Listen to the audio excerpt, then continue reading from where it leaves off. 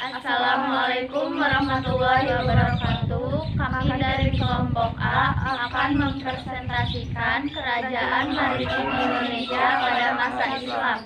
Kerajaan Maritim Indonesia pada masa Islam. A. Samudra Pasai. Kerajaan Samudra Pasai didirikan oleh Murasilu pada tahun 1267 Masehi. Bukti-bukti arkeologis keberadaan kerajaan ini adalah ditemukannya makam Raja Pasai di Kampung Gedong, Aceh Utara. Makam ini terletak di dekat reruntuhan bangunan pusat Kerajaan Samudra Pasai di Desa Beringin, Kecamatan Samudra, sekitar 17 km tersebut. Terdapat nama Sultan Malik Al-Saleh, Raja Pasai pertama. Bukti sejarah lainnya ditulis oleh Ibnu Battulah yang sedang melakukan perjalanan mengunjungi Kerajaan Samudra Pasai. 1. Kehidupan politik. Kehidupan politik di Kerajaan Samudra Pasai dapat dilihat pada masa pemerintahan Raja berikut. A. Pada tahun 1267 sampai 1297, Kerajaan Samudra Pasai dipimpin oleh Sultan Malik Al-Saleh atau nama lainnya adalah Merasilu. B. Pada tahun 1297 sampai 1326, Kerajaan Samudra Pasai di bawah pimpinan Sultan Muhammad Malik Al-Jahir yang merupakan putra dari Sultan Malik Al-Saleh. C. Pada tahun 1326 sampai 1345, Kerajaan Samudra Pasai dipimpin oleh Sultan Mahmud Malik Al-Jahir yang merupakan putra dari Sultan Mahmud Malik Al-Jahir dan cucu dari Sultan Malik Al-Saleh. D. Pada tahun 1345 sampai 1383, Kerajaan Samudra Pasai di bawah pimpinan Sultan Ahmad Malik Al-Jahir. Pada masa pemerintah Sultan Ahmad Malik Al-Jahir ini, Kerajaan Samudra Pasai diserang oleh Kerajaan Majapahit. E. Pada tahun 1383 sampai 1405, Kerajaan Pasai dipimpin oleh Sultan Jain al-Abidin Malik Al-Jahir. Sultan Jainin Abidin sangat aktif menyebarkan pengaruh Islam ke Pulau Jawa dan Pulau Sulawesi dengan mengirimkan ahli-ahli dakwah. F. Pada tahun 1405 sampai 1412, Kerajaan Samudra Pasai dipimpin oleh Sultanah Nahrasiyah yang merupakan seorang raja perempuan. G. Pada tahun 1405 sampai 1412, Kerajaan Samudra Pasai dipimpin oleh Sultan Salah ad-Din yang menikahi Sultanah Nahrasiyah, pemimpin Kerajaan Samudra Pasai sebelumnya. H. Pada tahun 1412 sampai 1455, Kerajaan Samudra Pasai dipimpin oleh Sultan Abu Jaid Malik Al-Jahir yang mengirim utusan ke Tiongkok. I. Pada tahun 1455 sampai 1477, Kerajaan Samudra Pasai dipimpin oleh Sultan Mahmud Malik Al-Jahir II. J. Pada tahun 1477 sampai 1500, Kerajaan Samudra Pasai dipimpin oleh Sultan Jainal Abidin Ibn Mahmud Malik Al-Jahir II yang merupakan putra dari sultan sebelumnya. H. Pada tahun 1501 sampai 1513, Kerajaan Samudra Pasai dipimpin oleh Sultan Abdullah Malik Al-Jahir. L. Pada tahun 1013 sampai 1521, Kerajaan Samudra Pasai dipimpin oleh Sultan Jainal Abidin III. Pada masa ini, Kerajaan Samudra Pasai ditaklukkan oleh Portugis. Kerajaan Samudra Pasai berlangsung sampai tahun 1524 Masehi. Kerajaan ini ditaklukkan oleh Portugis yang mendudukinya selama 3 tahun. Kemudian, pada tahun 1524 Masehi, dianeksasi oleh Raja Aceh yaitu Muhayyad Shah. Selanjutnya, Kerajaan Samudra Pasai berada di bawah pengaruh Kesultanan Aceh. 2. Kegiatan ekonomi. Kehidupan perekonomian masyarakat Samudra Pasai menitik beratkan pada perdagangan dan pelayaran. Hal ini dikarenakan banyaknya pedagang asing yang sering singgah dan menetap di Samudra Pasai. Para pedagang ini datang dari Persia, Arab, dan Gujarat. Samudra Pasai juga mempersiapkan bandar-bandar yang digunakan untuk A. Menambah perbekalan untuk pelayaran. Selanjutnya, B. Pengurus masalah-masalah perkapalan. C. Mengumpulkan barang-barang dagangan yang akan dikirim ke luar negeri. D. Menyimpan barang-barang dagangan sebelum diantar ke beberapa daerah di Indonesia. 3. Kehidupan sosial budaya. Kemajuan Kerajaan Samudra Pasai dalam bidang ekonomi membawa dampak pada kehidupan sosial masyarakat Samudra Pasai. Kehidupan sosial masyarakat Kerajaan Samudra Pasai diatur menurut aturan dan hukum Islam sehingga kehidupan masyarakat diwarnai dengan semangat kebersamaan dan saling menghormati. Hubungan antara sultan dengan rakyat terjalin baik. Sultan biasa melakukan musyawarah dan bertukar pikiran dengan para ulama. Selain itu, sultan juga sangat menghormati para tamu yang datang di Kerajaan Samudra Pasai. Antara 1260 sampai 1520, Kerajaan Samudra Pasai tidak hanya menjadi kota dagang terpenting di Selat Malaka, tetapi juga pusat perkembangan Islam dan bahasa sastra Melayu. Selain berdagang, para pedagang Gujarat, Persia, dan Arab juga menyebarkan agama Islam. Kerajaan Samudra Pasai berkembang sebagai penghasil karya tulis yang baik. Beberapa orang memanfaatkan huruf Arab untuk menulis karya mereka dalam bahasa Melayu. Kemudian karya tersebut disebut dengan bahasa Jawi dan hurufnya disebut Arab Jawi. Selain itu juga berkembang ilmu tasawuf yang diterjemahkan dalam bahasa Melayu. 4. Pengaruh keberadaan Kerajaan Samudra Pasai. Keberadaan Kerajaan Samudra Pasai membawa pengaruh besar bagi kehidupan masyarakat pada masa itu maupun pada masa kini. B. Samudra Aceh. Kerajaan Aceh atau Kesultanan Aceh terletak di utara Pulau Sumatera dengan ibu kota bandar Aceh Darussalam. Kerajaan Aceh berdiri menjelang keruntuhan Samudra Pasai. Aceh berdiri sekitar abad ke-16, di mana pada masa itu jalur perdagangan lada yang semula melalui Laut Merah, Kairo, dan Laut Tengah diganti melewati Tanjung Harapan dan Sumatera. Hal ini membawa perubahan bagi perdagangan di Samudra Hindia, khususnya Kerajaan Aceh. Perdagangan yang rata-rata pemeluk agama Islam lebih suka berlayar melewati utara Sumatera dan Malaka. 1. Kehidupan politik. Pada awalnya, Kerajaan Aceh merupakan wilayah kekuasaan dari Kerajaan Pedir. Setelah Malaka jatuh ke tangan Portugis, Kerajaan Aceh semakin berkembang hingga akhirnya melepaskan diri dari Kerajaan Pedir. Sultan Kerajaan Aceh dibunuh oleh beberapa pejabat tinggi dalam mengatur pemerintahan. Beberapa pejabat tinggi tersebut meliputi berikut ini. 1.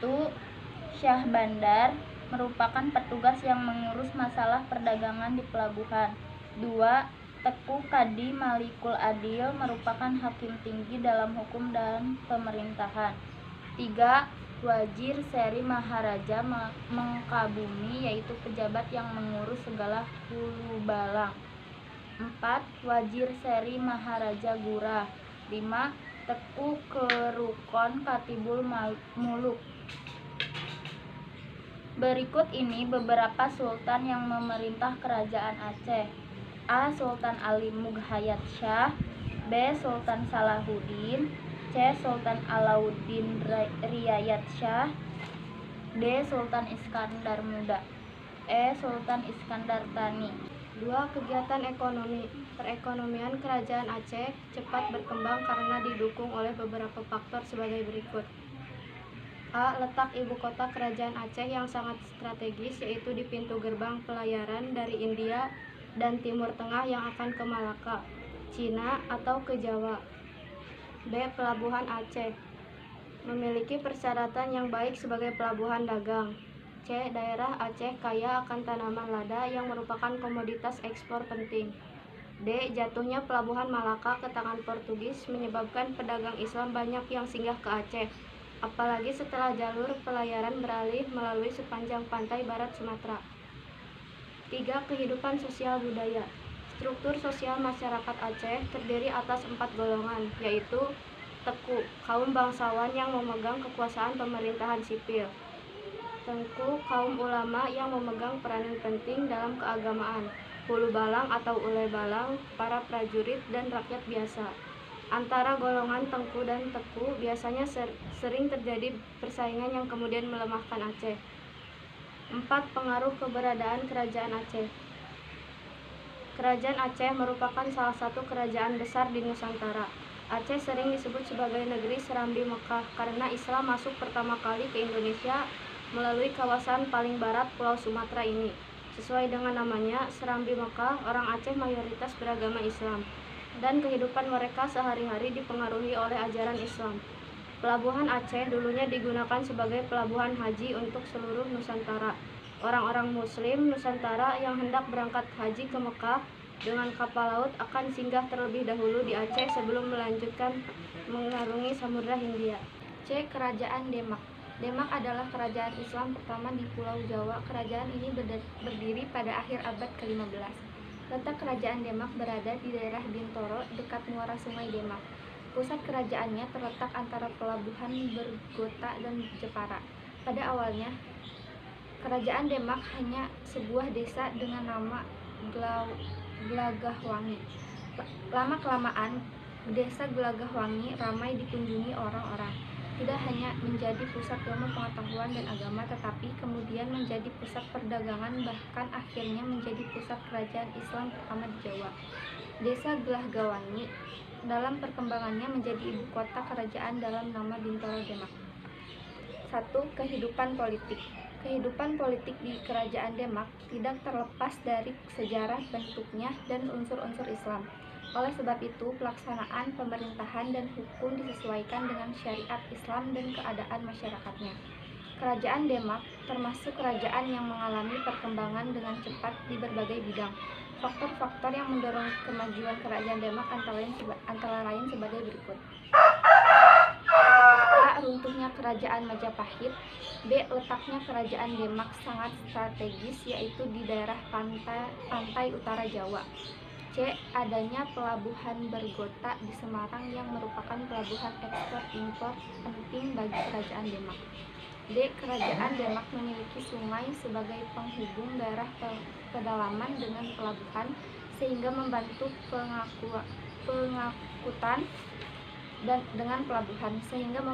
pengangkutan hasil pertanian beras sebagai komoditas ekspor utama. Berikut ini adalah raja-raja yang memerintah kerajaan Demak. A. Raden Patah. B. Pati Unus. C. Sultan Tregono. 2. Kegiatan ekonomi. Letak kerajaan Demak yang strategis memungkinkan kerajaan Demak berkembang sebagai kerajaan maritim. Kerajaan ini menguasai berbagai pelabuhan penting seperti Jepara, Tuban, Sedayu, Jaratan, dan Gersik.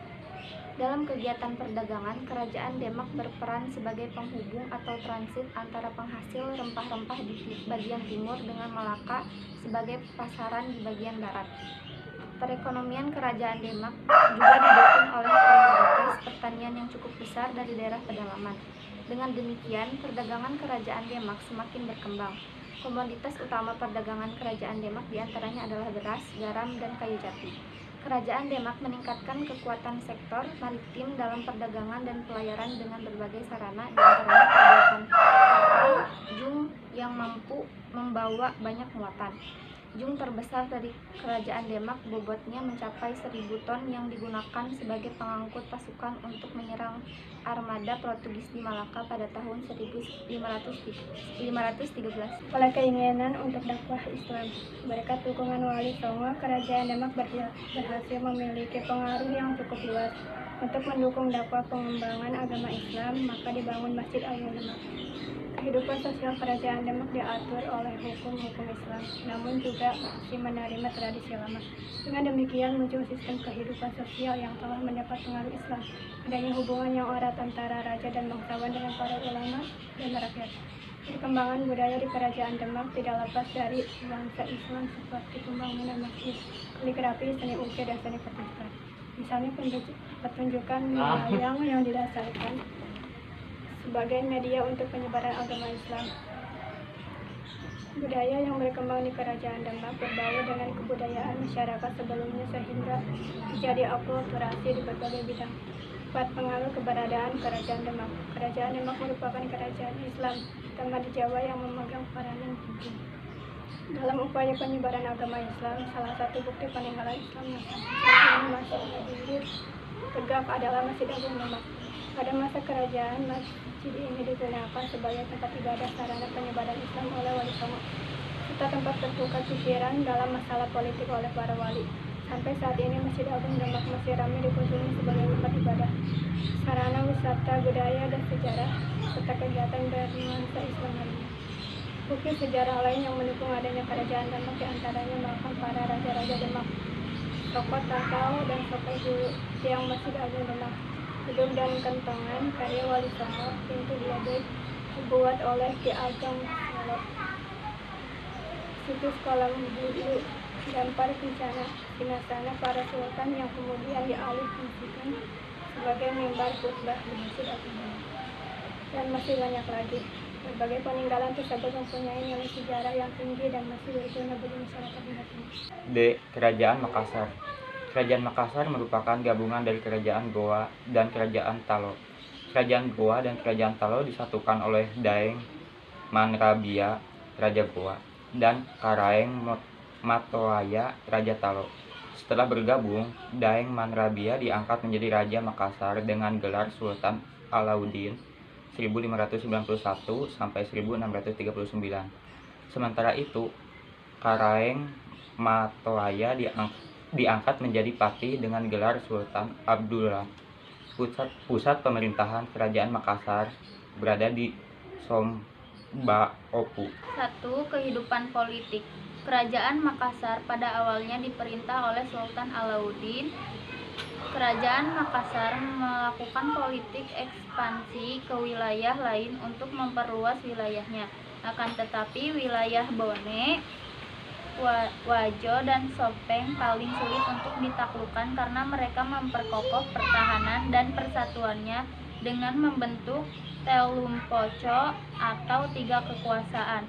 Atas usaha keras yang dilakukan oleh Kerajaan Makassar, akhirnya Telumpoco berhasil ditaklukkan. Pengganti Sultan Alauddin adalah Sultan Muhammad Said 1639 sampai 1653. Setelah Sultan Muhammad Said wafat, Kerajaan Makassar diperintah oleh Sultan Hasanuddin 1654 sampai 1669 yang dikenal dengan julukan Imam Maritim. Pada masa pemerintahan Sultan Hasanuddin, Kerajaan Makassar mencapai masa kejayaan. Sultan Hasanuddin berhasil memperluas daerah kekuasaannya dengan menyebutkan kerajaan-kerajaan kecil di Sulawesi Selatan termasuk Kerajaan Bone.